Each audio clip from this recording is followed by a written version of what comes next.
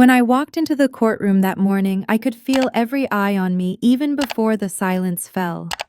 My daughter Dawn sat there with her husband Dave, whispering something under her breath as she rolled her eyes at me. I had grown used to her disdain, but nothing could have prepared me for what came next. The judge looked up, froze as if he had seen a ghost, and murmured words that cut through the tension like a blade. "It's her." In that instant, the air thickened, the world tilted. No one in that courtroom, not my daughter, not Dave, not even the strangers sitting in the back, knew who I really was until that very moment. And it all began unraveling right there in front of them all. My name is Maeve. I am 69 years old. Until a few months ago, I was just a grandmother living a quiet life in the house where I had raised my only daughter. I thought my days would end in that home surrounded by the memories of my late husband and the violets he once tended in the garden. My life was stitched together by small, steady rituals, waking at 6 every morning, pouring coffee into the chipped mug I had used for 20 years, tending to the flowers, whispering to my husband's memory that I was doing fine. But the truth was, I wasn't fine. Not anymore. I had given everything I had. My youth, my health, my sleepless nights to raise Dawn. I worked nights cleaning offices when my bones ached, sold cupcakes on weekends, patched clothes until my fingers were raw, all so she could have a better life. I thought that was what mothers were meant to do, give and give and give again until there was nothing left. And for years I believed she loved me for it. But love is a fragile thing when poisoned by pride, greed, and the whispers of someone who never saw my worth. The day she told me I was being forced out of my home was the day my heart shattered into pieces I thought I would never put back together. She came with Dave wearing a green dress I had once saved up to buy her, and spoke in a voice that sounded like it belonged to a stranger. They told me I couldn't live alone anymore. They told me I needed community. But beneath the lies, I heard the truth. They wanted my house. They wanted me gone. My own daughter, my only child, looked me in the eye and said I would be better off somewhere else, while Dave sat smugly in my husband's chair, as if he had already taken my place. That night, I sat in the kitchen staring at the photographs on the wall. Each picture told the story of a life I had poured myself into. Dawn in her school uniform. Dawn blowing out birthday candles. Dawn in her cap and gown. My hands always there, steadying her, loving her. And yet she had turned cold. She had become someone I barely recognized. The daughter I once thought would hold my hand in my old age was now planning to strip me of the only thing I had left. The humiliation deepened with every passing day. They brought appraisers to pick apart my home as if it were worthless, as if the tiles my husband had laid with his own hands were nothing but junk. Dawn shoved my memories into boxes, deciding for me what was worth keeping. She even took the jewelry that had belonged to my mother, putting it in her purse for safekeeping.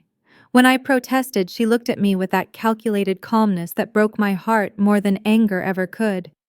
That was the moment I knew I had lost her, not just as a daughter, but as the girl who once called me her hero. I had reached the edge of despair when fate intervened in the strangest of ways. I found my husband's hidden will. In a single night, everything changed.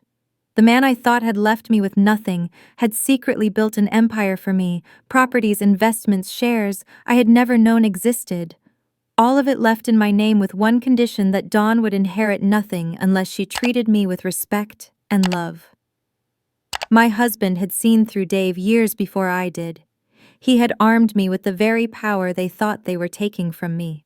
I went from being a woman ready to surrender to a woman holding a weapon sharper than any blade: truth. That morning when Dawn and Dave arrived with movers to evict me, I sat calmly in my chair with a cup of tea. And when Dave sneered that I had no choice, I looked him dead in the eyes and told him the truth he least expected: that I owned the very roof over his head. The silence that followed was delicious. For the first time in years, I felt the scales tip back in my favor. But power, I learned, is not just about possession, it is about how you use it. My husband's letter had warned me not to wield it to hurt, but to protect and to teach. And so began the most dangerous, most emotional chapter of my life. Because as much as I wanted revenge, what I really craved was something deeper: justice. Dave's face turned white when I laid the deed on the table. For once, his smug grin faltered, and he stammered like a man whose confidence had been built on lies. Dawn stared at the paper, her hands trembling as she read the name written across it: mine. She looked up at me as though I were a stranger, as though she were seeing me for the first time, not as the mother she thought she could push aside, but as the woman her father had trusted to guard everything. "Mom, why didn't you tell us?" she whispered, her voice cracking. "Because I didn't know," I said softly. "Your father kept it hidden. He didn't trust Dave. And now I see he was right not to." For a moment, the silence between us was unbearable. Dave began pacing, his face red with fury. "This doesn't change anything," he barked. "Paper or no paper, you're too old to manage all this. The law will side with us. You'll see. We'll get you declared unfit." His words cut deep, but they no longer scared me. I had lived in fear of his cruelty for too long. "You tried that already," I reminded him, my voice calm but cold. "You told lies about me, forgetting things about being incapable." "But I remember everything, Dave. I remember the way you talked to me in my own home as if I were a guest. I remember you sitting in my husband's chair as though it belonged to you. And I remember my daughter choosing your words over mine." Dawn flinched at that, tears spilling from her eyes. "Mom, please, you don't understand." "I understand perfectly," I interrupted. "I understand betrayal. It should have satisfied me, that moment of watching Dave lose his footing, but it didn't. The wound my daughter had carved into my heart was still bleeding. The jewelry she had stolen, the boxes she had packed without care, the coldness in her voice. It wasn't Dave who had done those things. It was her. And that was harder to forgive than anything." Then, as if desperation weren't enough, Dave revealed his final card. "Dawn's pregnant," he blurted. "Are you really going to throw your grandchild out on the street?" The words slammed into me. Pregnant. My Dawn was carrying a child. My first grandchild. And I hadn't heard it from her lips in joy, in love, in the soft moment a mother hopes for. No, I heard it here as a weapon, a bargaining chip. "Is it true?" I asked Dawn, my voice trembling. She nodded, sobbing, her hand instinctively going to her belly. "I wanted to tell you differently, but..." The room seemed to spin. For a moment, my resolve cracked. I wanted to hold her, to comfort her, to pretend none of this had happened. But then my husband's words echoed in my mind, not to hurt, but to protect and to teach. I straightened my back and drew in a steady breath. "Congratulations on the baby," I said calmly. "But that doesn't erase what you've done to me. Throwing me out of my home, treating me like nothing, that doesn't disappear just because you carry a child." "Mom, please," Dawn pleaded. "Think about your grandchild. Do you really want them to grow up without knowing their grandmother?" Her words pierced me, but I held firm. "Their grandmother was here all along," I said. "It was you who tried to erase me." The look in her eyes, regret, shame, desperation, was almost too much to bear. But the poison had run too deep. Dave, seeing his control slip through his fingers, dropped to his knees in front of me. "Mrs. Maeve, forgive me," he begged. "It was all my fault. I pressured Dawn. I manipulated her. Don't punish her. Punish me instead." His words were thick with false repentance, a performance for an audience he believed would give in. I looked down at him, this man who had belittled me, humiliated me, threatened me. "You ask for forgiveness now. After everything?" "No, Dave. You don't want forgiveness. You want access to what you think is mine." For the first time, Dawn looked at her husband with something other than blind loyalty. She saw him for what he was: a parasite feeding on her, on me, on everything we had. Her face hardened. "I won't be used anymore," she whispered. Dave snapped his head toward her, fury igniting in his eyes. "If you choose her over me, Dawn, we're done." And to my shock, Dawn lifted her chin and met his gaze. "Then we're done," she said. The silence that followed was the loudest sound I had ever heard.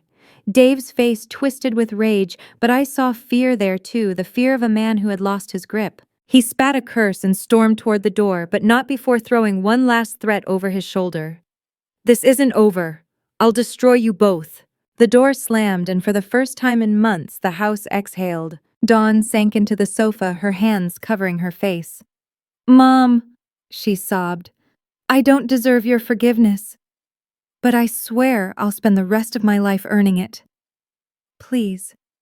Please don't give up on me. I looked at her, my broken daughter, my soon-to-be mother, of a child who deserved better than lies and manipulation. My heart softened just a little. One night I told her quietly, "You can stay here one night. Tomorrow we talk about how you'll earn my trust back." Her shoulders shook with gratitude and I felt the smallest flicker of hope. Maybe, just maybe, the girl I had lost was still in there waiting to find her way home. The next few days passed in a haze of silence and fragile attempts at reconciliation. Dawn stayed in her old bedroom, the one I had preserved since she married, with the same pale blue curtains and a quilt I had sewn years ago. She moved carefully around the house, her footsteps quiet, as if afraid of disturbing me. We spoke only when necessary, about meals, about the weather, about her morning sickness. It felt strange, like living with a polite stranger, rather than the child I had once cradled in my arms. Yet I noticed the small things. She washed her dishes without me asking. She folded the laundry and placed it neatly on the chair. She even joined me in watering the violets by the window, though she stayed silent, her eyes fixed on the blooms her father once adored. For the first time in years, she was taking responsibility for herself, rather than letting someone else dictate her every move. On the third day, she brought me a cup of tea while I sat at the window. Her hands trembled as she placed it before me. "Mom," she whispered, "can we talk?" I didn't answer right away. I had learned that silence sometimes carried more weight than words. She sank into the chair where Dave had once sat like a king and clasped her hands together. "I've been thinking about everything. About the choices I made. I realize now it wasn't just Dave who changed me. I let him change me. I let him convince me that you were the problem because it was easier than admitting I had married the wrong man." Her words hit me like a wave. I turned to look at her. My daughter, with the dark circles under her eyes, thinner than she should have been during pregnancy, her voice breaking under the weight of her own shame. For the first time, she wasn't making excuses. She was confessing. "When he complained that you visited too much," she continued, tears spilling down her cheeks, "I knew he was wrong. But it was easier to believe you were clingy than to admit he was selfish. When he pushed me to send you to that retirement home, I knew it was cruel. But I convinced myself it was for your own good because facing the truth that he didn't respect you or me was too painful." I set down the watering can and studied her. "And what was the truth?" I asked, though I already knew the answer. "That I had married a man who would never change. A man who isolated me from my friends, who controlled every cent I spent, who made me quit my job so he could keep me dependent on him. A man who turned me against the only person who ever truly loved me." Her voice cracked on that last word, and she broke into sobs. For a moment my heart ached with the urge to gather her into my arms to tell her it was all forgiven. But the memory of her cold voice, of her packing my memories into boxes of her purse snapping shut over my mother's jewelry, kept me still. "Why didn't you talk to me?" I asked. She shook her head miserably. "Because Dave told me you wouldn't understand, that you were from another generation, that if I told you our problems, you'd tell me to leave him. And I wasn't ready to hear that." Her words cut deep. All those years I had believed she was happy, she had been living under his shadow. And when she finally looked for someone to blame, she had turned her anger on me. 2 weeks later, my fears were confirmed. Dawn received a phone call that turned her pale as a sheet. "It's the building manager," she said, clutching her phone. "Dave's in the lobby. He says he has the right to come up because he's still my husband. He won't leave. He's threatening to call the police, saying I've been kidnapped." I felt a strange calm settle over me, the kind that comes not from peace, but from certainty. "Tell the manager to hold him there," I said. "I'll go down." "Mom, no," Dawn cried. "You don't know what he's capable of." "I know exactly what he's capable of," I replied. "And that's why I have to face him." When I reached the lobby, Dave was there, red-faced, drunk, his voice booming as he berated the trembling building manager. "That crazy old woman has my wife locked up. Call the police." "Good afternoon, Dave," I said evenly, stepping into the room. His head snapped toward me, eyes bloodshot. "You give me back my wife right now." "Dawn is exactly where she wants to be," I answered, keeping my voice calm. "And if you don't leave my property immediately, I'll be the one calling the police." "This isn't your property," he spat. "You're a liar." I pulled out my phone and dialed my lawyer, putting the call on speaker. "Victoria." I said, my voice steady. Could you confirm for Mr. Foster who owns this building? Of course, Mrs. Williams, my lawyer's clear voice replied. You are the sole legal owner of the building located at… Dave's face drained of color as the truth hit him. The manager's eyes widened suddenly, understanding the weight of the situation. Dave opened his mouth, but no words came. Anything else you'd like clarified, Dave? I asked softly. His lips twisted. This isn't over, he muttered, but his voice lacked conviction. You're right, I said. Because tomorrow I'll be speaking to your supervisor at the company, and the day after to the bank that gave you your loan. Power is very useful when it's in the right hands. He stumbled back, silenced, before storming out into the night. But I knew this wasn't finished. Men like Dave don't let go easily, and I had a feeling the storm he promised was still on its way. 2 months later, the storm broke exactly as I feared. Dave filed a lawsuit against Dawn and me, accusing us of parental alienation and financial manipulation. He demanded full custody of the baby Dawn carried, twisting the truth into a grotesque performance meant to paint himself as the victim. When I first read the summons, my hands trembled. Not out of fear for myself, I had weathered enough betrayals to grow stronger, but for my daughter, who was carrying not just a child, but the crushing weight of her past mistakes. The morning of the trial, Dawn knocked softly on my bedroom door. She stood there in a modest purple dress, her belly showing at 5 months, her eyes swollen from sleepless nights. Mom, she whispered. I'm scared. What if the judge believes him? What if he takes my baby away? Her voice broke on the word baby, and I pulled her into my arms. For the first time in months, we embraced like mother and daughter again. He won't win, I assured her. We have the truth. And sometimes, Dawn, the truth has a way of finding its voice in the most unexpected places. The courthouse loomed above us like a fortress. Inside, Dave sat with a high-priced lawyer he could barely afford, his face twisted in hatred, his hands gripping the table like claws. He glared at me as though sheer will could break me. But I wasn't the same woman he had tried to evict from her home. I had walked through fire, and I had come out steel. Dave's lawyer began his arguments, painting me as a vengeful, manipulative mother-in-law who couldn't accept her daughter's independence. He spoke of emotional blackmail, of me using money to control Dawn, of me sowing division in what he dared to call a happy marriage. His words slithered through the room like snakes, but I held my head high. I knew the truth would speak louder. When it was our turn, my lawyer Victoria rose with calm authority. She presented text messages where Dave had insulted Dawn, recordings of his threats to leave her if she didn't force me out, testimonies from neighbors who had heard his yelling and abuse. With each piece of evidence, Dave's mask slipped further. His lawyer shifted uncomfortably.